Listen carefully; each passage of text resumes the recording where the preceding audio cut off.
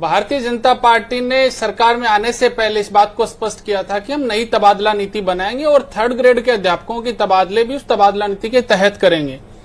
पड़ोसी राज्यों में किस तरीके से तबादले किए जा रहे हैं, हमारी कमेटी गठित करके वहां अध्ययन भी हो रहा है और जल्दी तबादला नीति भी बनेगी। पर आज जिस तरीके से टीकाराम जी जूली, मुझे लगता है कि पहली दफे तो विधानसभा में आए नहीं है। 5 साल जब कांग्रेस पार्टी का शासनकाल था तब भी एक बड़े महकमे के मंत्री थे टीकाराम जी। पूरे 5 साल में एक तबादला नहीं हुआ, कोई तबादला नीति नहीं बनी। भारतीय जनता पार्टी ने तो स्पष्ट किया है और माननीय शिक्षा मंत्री मदन दिलावर जी ने कहा है कि तबादला नीति जल्द बनेगी, बहुत जल्द बनेगी और उस नीति के तहत ट्रांसफर होंगे। थर्ड ग्रेड टीचरों के साथ साथ इस बार जो हुआ है 45,000 से ज्यादा शिक्षकों के, चाहे वो मंत्रालय कर्मचारी हो, प्रिंसिपल हो, वाइस प्रिंसिपल हो, फर्स्ट ग्रेड टीचर हो, 45,000 से ज्यादा शिक्षकों की पदोन्नति अब तक हो चुकी है।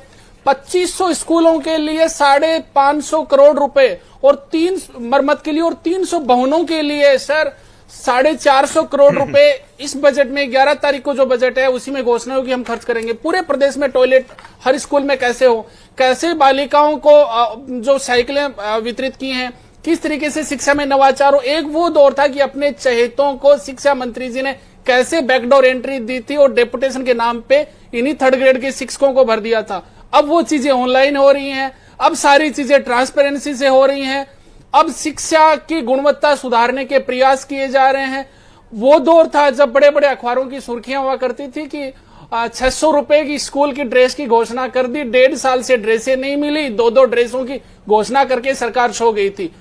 जनता के आशीर्वाद से कार्यकाल है भी और आगे भी भारतीय जनता पार्टी की सरकार रिपीट होगी, वो तो जनता पे निर्भर करता है।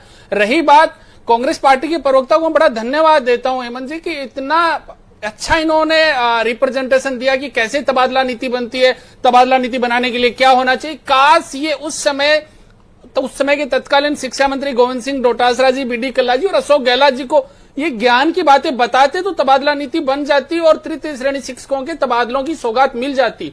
उस समय इनको ज्ञान नहीं है, अचानक से अब ज्ञान की प्राप्ति हुई है, कैसे तबादले होंगे, कैसे नीति बनेगी, कैसे शिक्षकों को लाया जाएगा, कैसे ट्रांसपेरेंसी के साथ काम किया जाएगा।